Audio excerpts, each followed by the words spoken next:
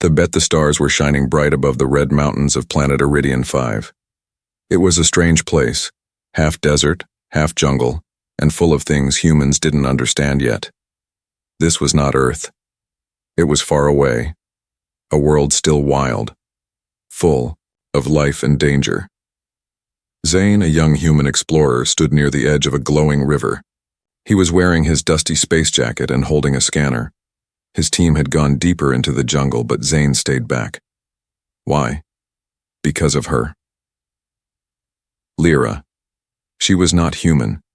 She was an alien girl from the Andari species, tall, silver-skinned, and with glowing blue eyes that could see in the dark.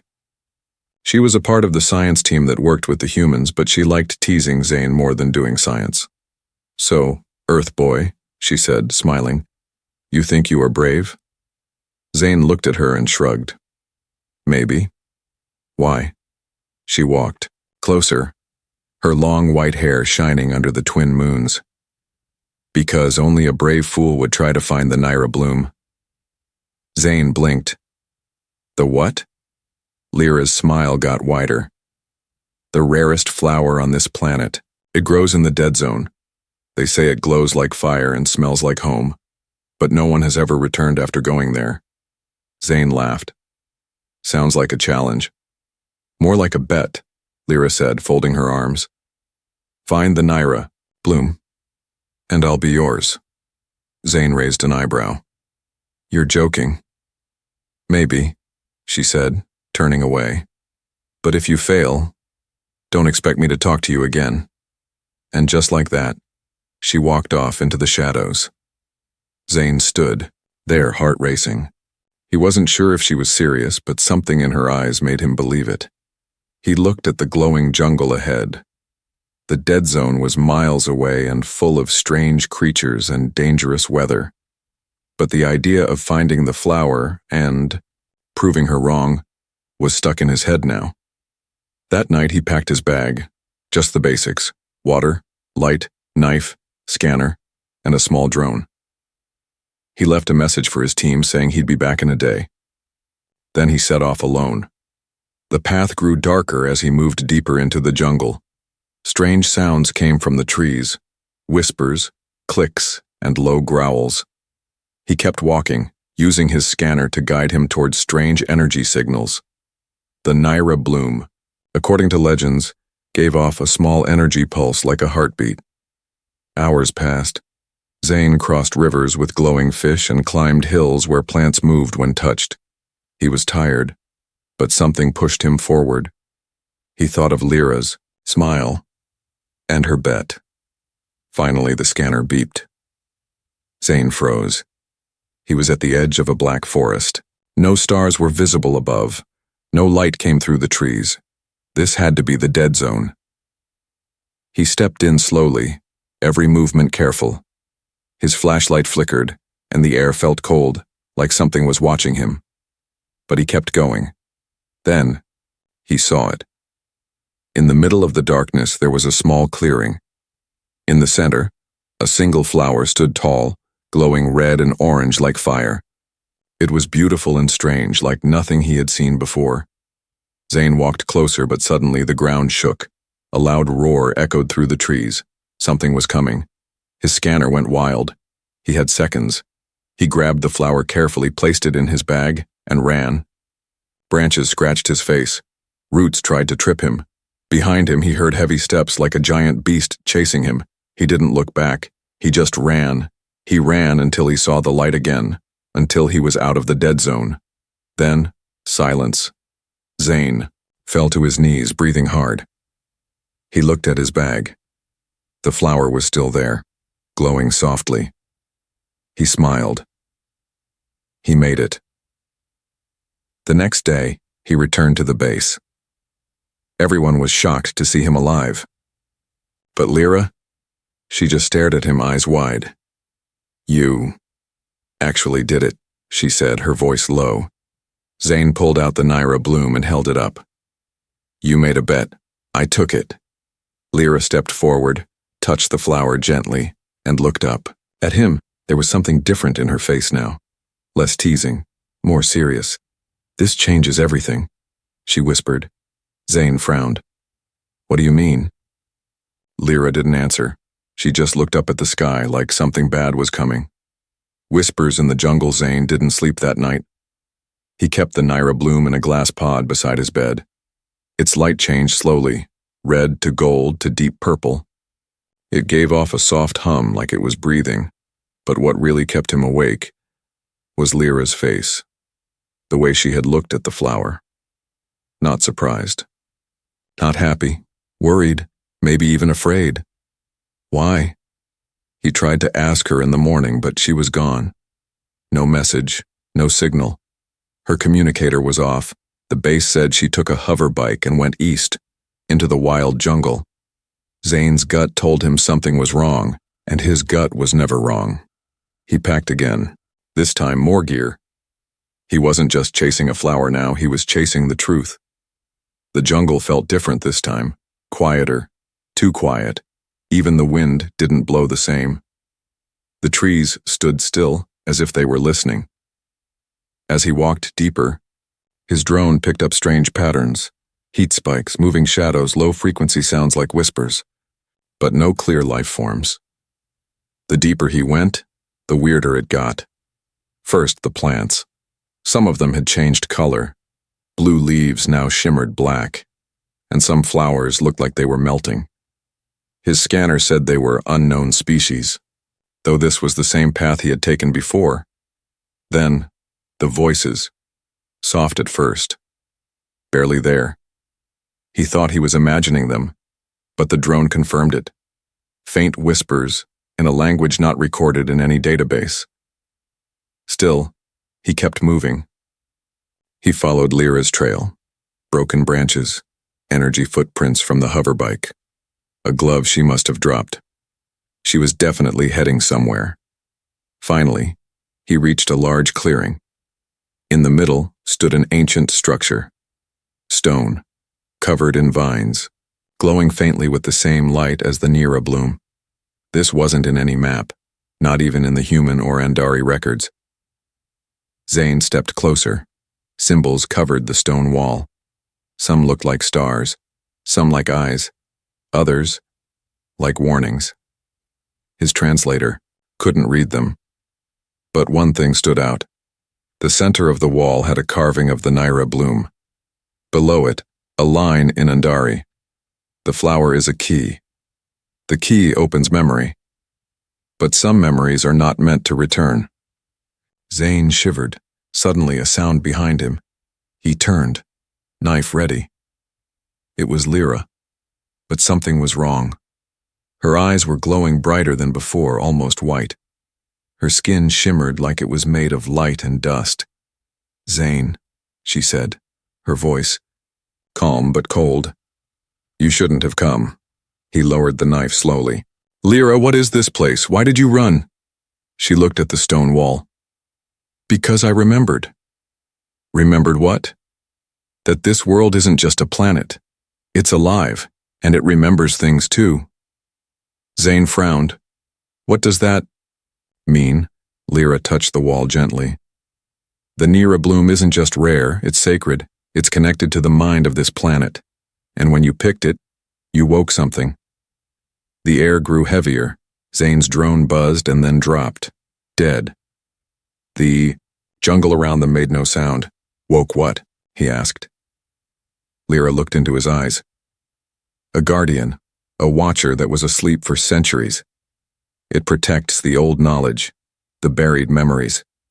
And now it's looking for you. As if on cue, the ground trembled. Zane turned toward the jungle. Figure was walking toward them. No, not walking, floating. It was tall, thin, and made of black smoke and light. Its face was a mask, blank, with glowing red eyes. Each step it took, the trees bent away. The earth cracked. Zane stepped back. Lyra didn't move. It wants the flower, she whispered. But it also wants you. You touched it. It marked you. Zane felt a sudden burning in his hand. He looked down. The skin where he had held the flower was glowing, marked with the same symbols from the wall. What do I do? He asked. Run. she said softly. But run now! Zane turned and ran. The thing behind him didn't make a sound, but he felt it. Closer, colder, like death following his footsteps.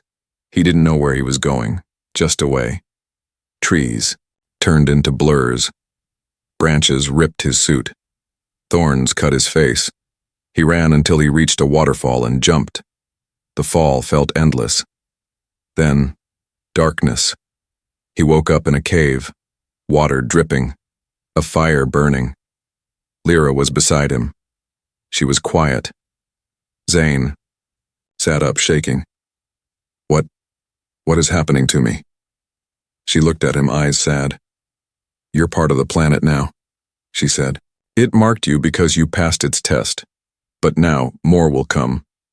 The Watchers, the memories, the truth. Zane leaned back, breathing hard. I only wanted a flower, he said. Lyra looked at the Nera bloom, still glowing in the glass pod. No, she said. You found a doorway. The doorway. Beneath. Zane sat near the cave fire, still shaking. The Nera bloom glowed faintly beside him, casting a soft red light on the cave walls. Its pulse had changed, faster now, like a heartbeat after a sprint. Lyra stared at it, but said nothing. Outside, the rain fell hard. Thunder rumbled over the jungle. But it wasn't the storm that made Zane afraid. It was the thing chasing him. The smoke-like being with no face and burning red eyes. What is it? Zane asked. Voice. Low, Lyra answered after a long pause. We called them Vayari, old word in Andari. It means those who remember for the world. You mean guardians? Yes, she nodded. But they are not protectors in a kind way. They are memory made solid. They destroy anything that disturbs the balance, especially humans who don't belong. Zane looked at the mark on his hand again. It still burned. A dim orange light now shaped like a spiral of stars. And this? It means you opened the doorway, Lyra whispered. You're bound to this planet now. It will keep calling you back, even if you leave. Zane stood, frustrated. I didn't ask for this, I just wanted to prove something to you. Lyra's expression softened. You did, more than you know. That flower, it only blooms when the planet chooses someone. It chose you, Zane. That's why you could find it. Zane stepped back. But I'm just an explorer. Lyra finally turned to face him fully. You were. Now you're something else. That night, Zane couldn't sleep again. He kept hearing things in the cave walls. Voices. But they weren't whispers now. They were memories. A mother singing to her child in a forgotten language. Screams during a fire. Laughter in a rainstorm. He covered his ears, but the sounds came from inside his head. Lyra watched him with sad eyes. You're connected now, she said. You're hearing the planet's memories. That means it's getting ready.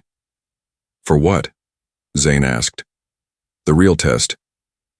At dawn, the cave floor trembled.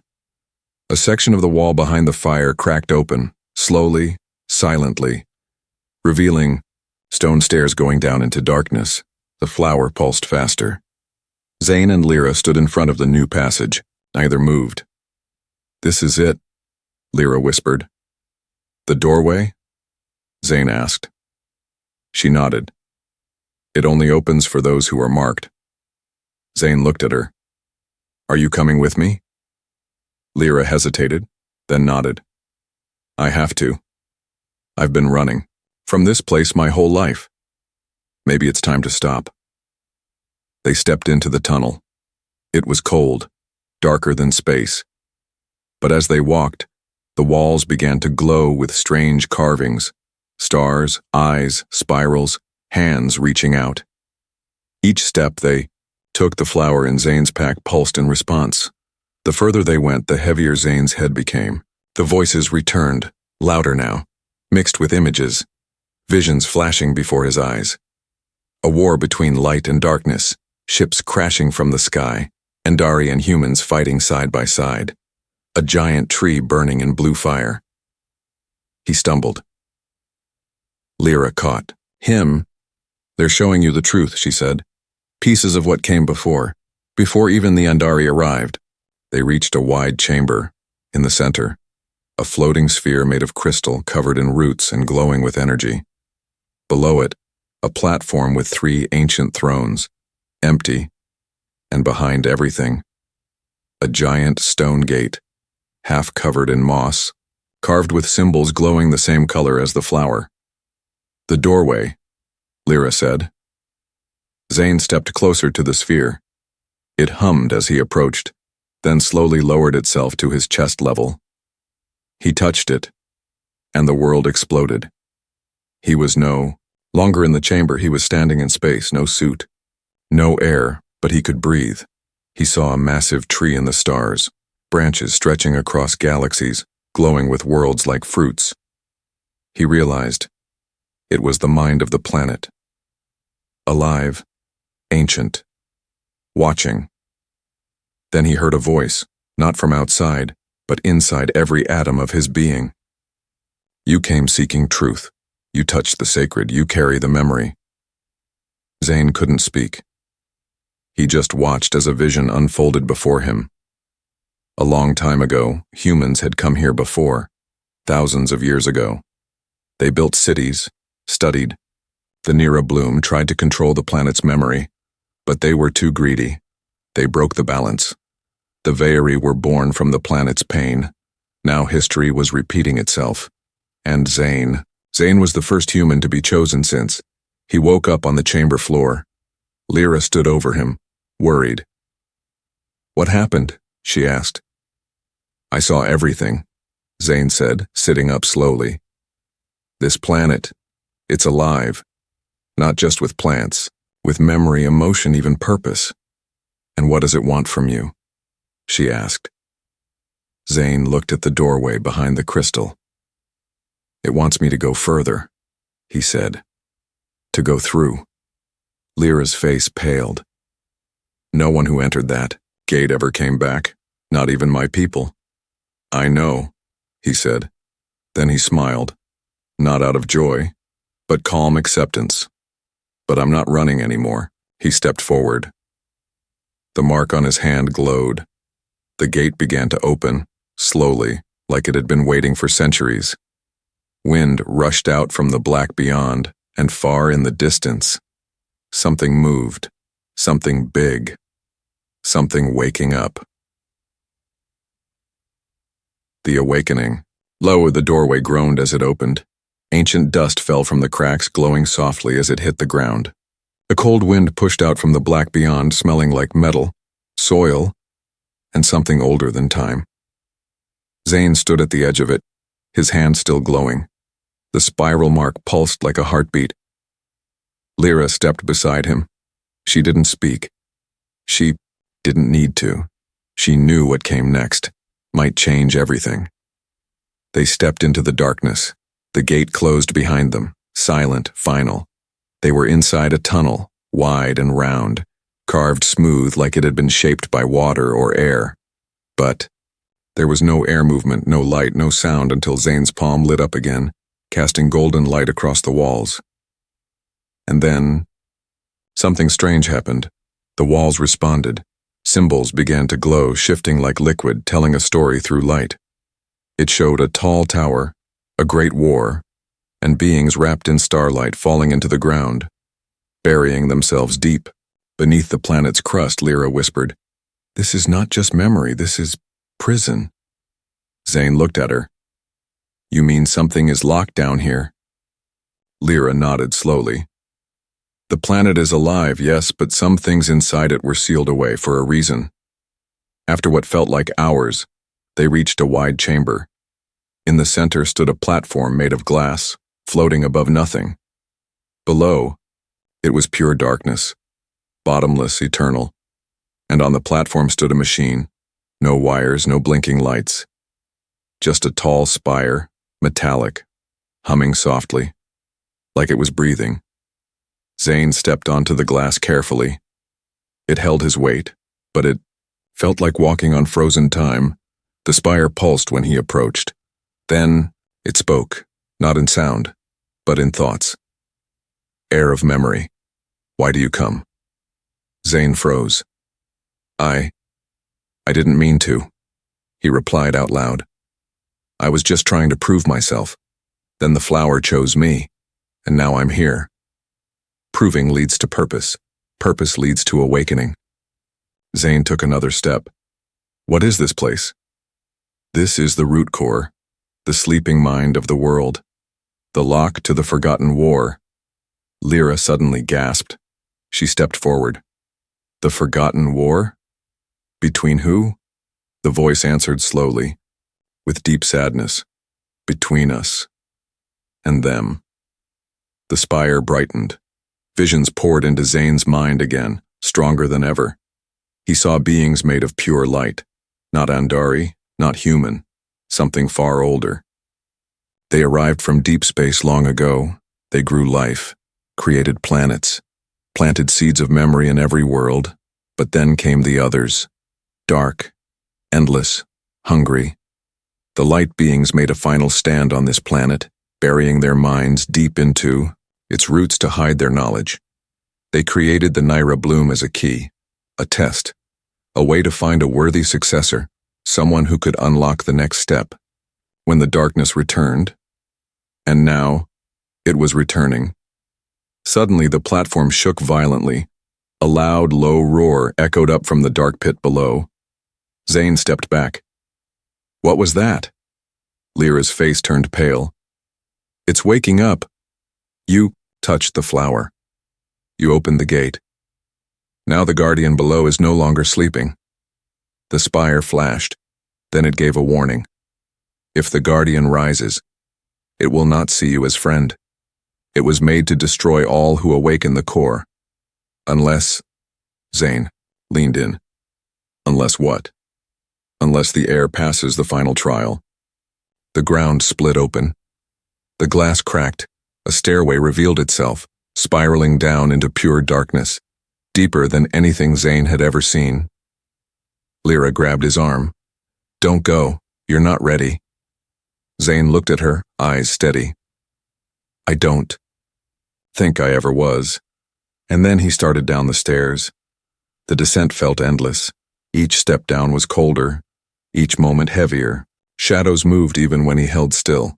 He heard whispers again, louder now. They weren't memories, they were questions. Who are you? Why did you come? What do you carry? Do you deserve the truth? Zane didn't answer. He kept walking. Finally, the stairs ended at a massive underground cavern. In the center, surrounded by glowing roots and energy lines, was the guardian. It was no beast, no machine. It was both, twisting metal, old stone, pieces of starlight and vines. It had no face, only a core where its heart should be. And inside that core was another Naira bloom, glowing with unstable energy. It had been sleeping, but not anymore. The ground cracked as it slowly rose, towering high above Zane. Eyes formed, dozens of them, spinning in circles. Then it spoke in a voice like thunder and wind. You hold the memory, you walk the path, prove you are worthy. Trial of the Guardian. The Guardian stood tall like a god of metal and roots, eyes spinning, arms hanging like the broken limbs of a giant, yet alive. Zane stood alone before it, knees trembling, heart racing. The cavern's air burned like fire and froze like ice at the same time. He could feel the energy in the ground vibrating through his feet, like the planet itself was watching.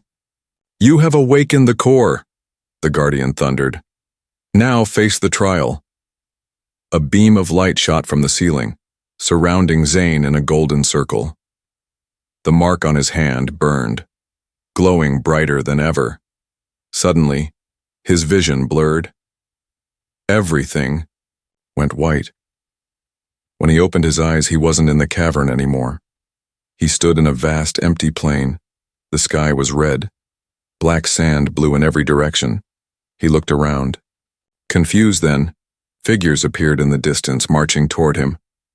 At first he thought they were soldiers, but as they got closer he realized they were all him. Versions of himself. Hundreds of Zanes, some younger, some older, some with scars, some with sadness in their eyes, and every one of them stared at him, the real Zane. One stepped forward and spoke in his exact voice. "This is the trial of the self. You must face your true weakness before the world lets you protect its memory."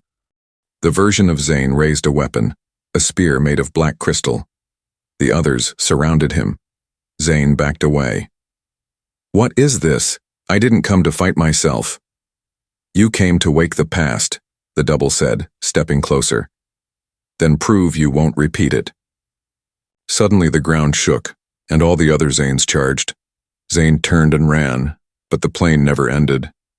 No matter how far he ran, the others got closer. He dove, rolled, ducked, but they were always just behind him, matching every move. He stopped, tired, angry. "No," he shouted. "I'm not afraid of you. I'm not like the ones before." The lead version stopped. "Aren't you?" it asked. Then it held up something. The Nira bloom, blackened and broken.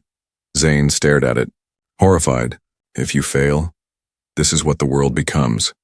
Zane's voice cracked. "What do I have to do?" "Don't fight us," it said. "Accept us. Every version, every flaw, every fear." Zane closed his eyes. He let go of the fear, of trying to be perfect, of the need to prove. He breathed. "I accept." The wind stopped. The other versions faded like smoke. The black sky turned blue, and the Nira bloom in his memory healed, glowing gold once more. He opened his eyes, back in the cavern. The guardian still stood before him, but now it was kneeling. "The self is known," it said. "The mind is clear." Its chest opened, revealing a seed, not a weapon, not a machine, a living seed, pulsing with light and old memory. Zane stepped forward.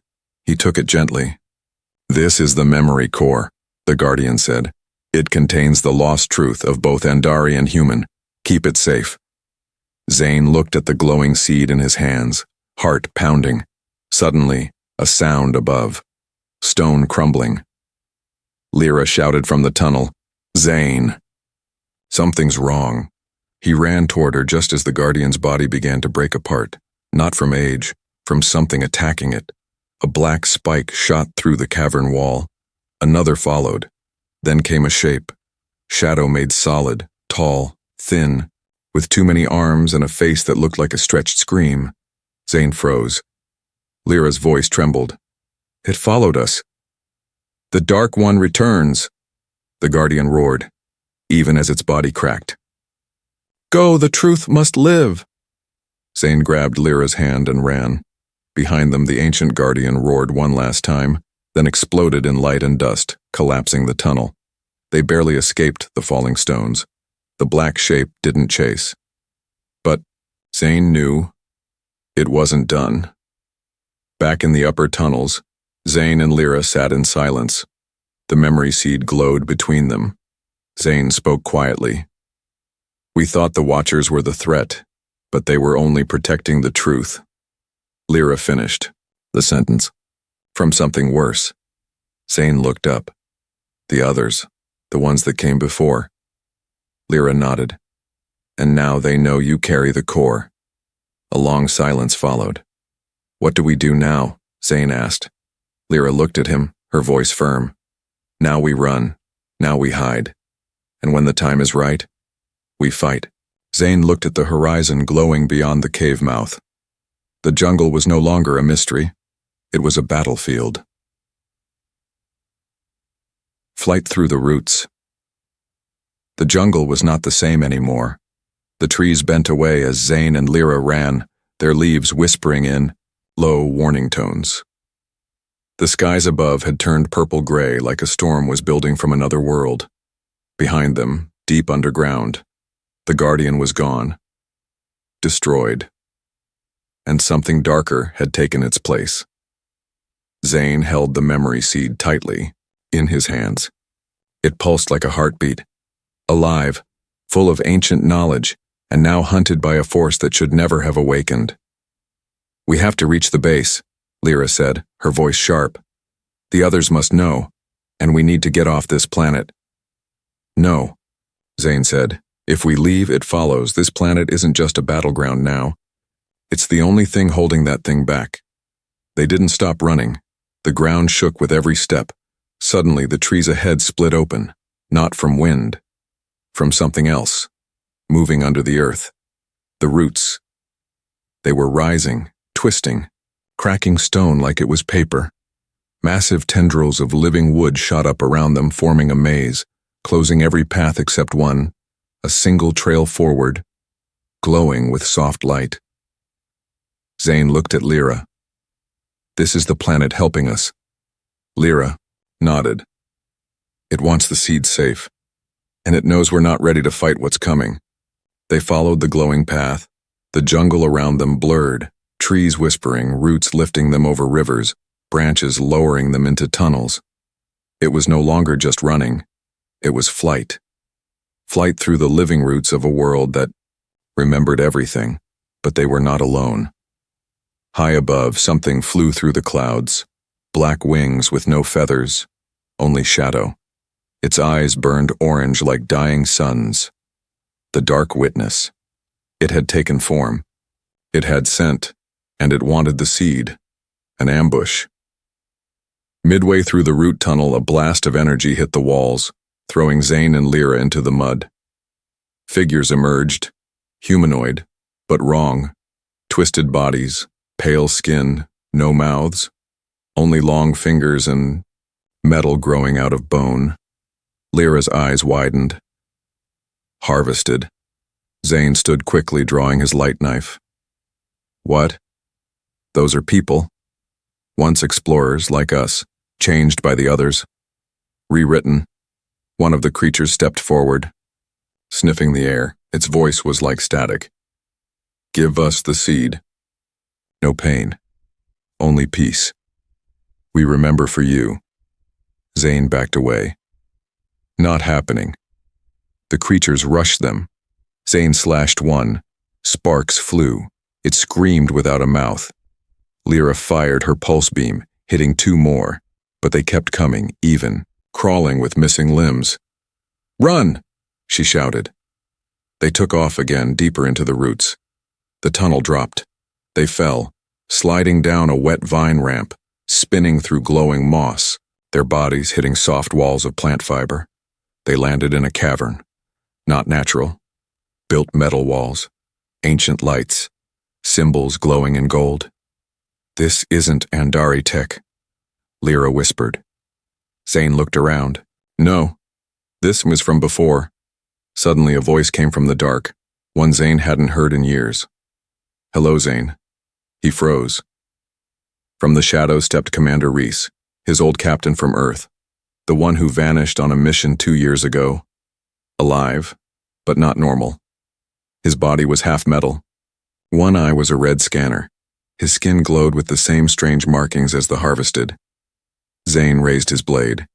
You're with them." Reese smiled. Only half his face moved. "No, Zane. I am them." Lyra stepped between them. "He's infected." "No," Reese said calmly. "I'm evolved. The others don't destroy. They improve.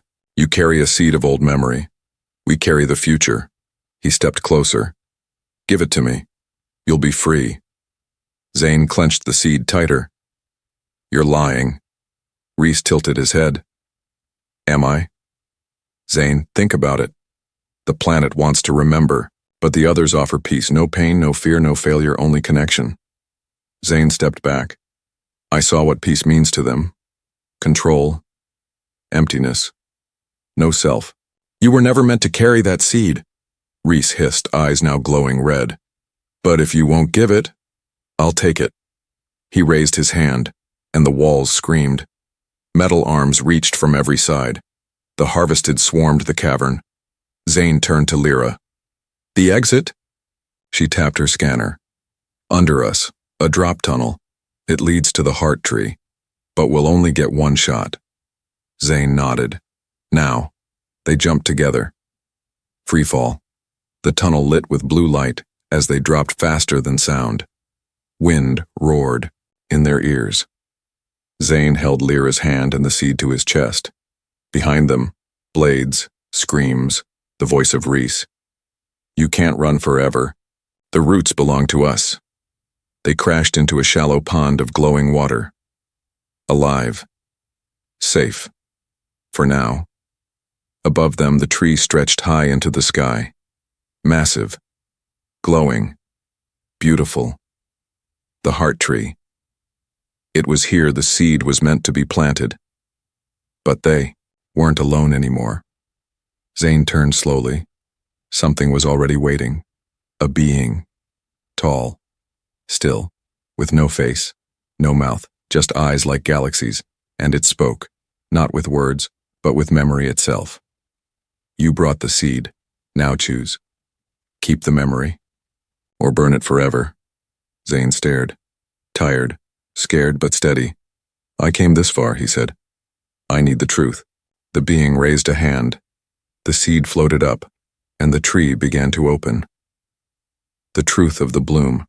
The heart tree opened slowly, like a giant breathing after 1,000 years of silence. Light poured from its center. Not blinding, not cold, just pure. The memory seed floated between Zane and the ancient being standing before him. The being had no name, no body like a human or an alien. It was memory shaped by the planet itself. Lyra stood beside Zane, her hand near her weapon but her eyes wide in wonder. You brought it here, the being spoke without speaking. You carried the last spark of true history. Now the choice is yours. Zane took a slow breath. What? Choice? Plant the seed, and the planet remembers. Every war, every lie, every death, the truth will wake. And with it, the war. Lyra's voice was quiet. And if he doesn't plant it? The seed dies. The memories fade. The others remain asleep. But so does everything else. Zane felt the weight of 1,000 generations pressing on his shoulders. If he planted the seed, it would wake the memory of the planet. All of it. The original war between the light beings and the others. The mistakes. The loss. The truth about what Andari and humans once were. But that truth would also awaken the others fully. The ones who had infected Reese. The ones hiding in the dark sky. Lyra whispered, Zane, look. She pointed toward the sky through the tree branches. Shapes moved in the clouds. Dark ships. Silent. Watching. Waiting. They're already coming, she said. Zane knew what that meant. There was no middle path. If he hid the truth, they would still come eventually, stronger, smarter. But if he planted the truth, he might give the galaxy a chance. He stepped forward. The seed floated toward the center of the heart tree. The being spoke again, softer this time. Know this. If you choose memory, it will not be easy. The truth will hurt. You will lose people. But you will not be blind. Zane remembered the faces of the harvested. Reese, the vision of the light tree in space, the first explorers, and Lyra. He looked at her. She didn't say anything, but her eyes told him, whatever you choose, I'm with you. Zane closed his eyes. He whispered, no more running. He touched the seed, and the universe changed. The heart tree exploded with light. Roots shot into the air. The jungle lit up like a city of stars. The ground shook. The clouds parted, and the dark ships hovering above froze. In place then began to fall one by one, crumbling like ash. The sky burned with memory, not fire, not war, but light made of truth. Visions spread across the planet like wildfire. Of the ancient war, the betrayal of the light beings, the birth of the Nira bloom, and the warning left behind. The Andari saw it. The humans saw it. The galaxy saw it, and far away the others began to stir. But now, they were not the only ones awake. Hours passed. The jungle was calm again. Lyra and Zane sat beneath the now glowing heart tree, its leaves golden, its roots humming like a song. The seed was gone. It had become part of the world. Zane's mark had faded, but in its place was a vine glowing softly etched into his skin. Lyra smiled. "You did it." "No," Zane said. "We did." She looked toward the distant sky. "They'll come," she said. Zane nodded. "Let them." A small smile touched his lips. "Next time, we'll be ready." Far above, in deep space, something awoke. Something vast. Its mind touched the edge of the planet and felt the truth spreading. It didn't scream. It didn't rage. It simply turned and began to move toward the light. He thought it was just a flower, but it was the beginning of memory, and the memory was alive.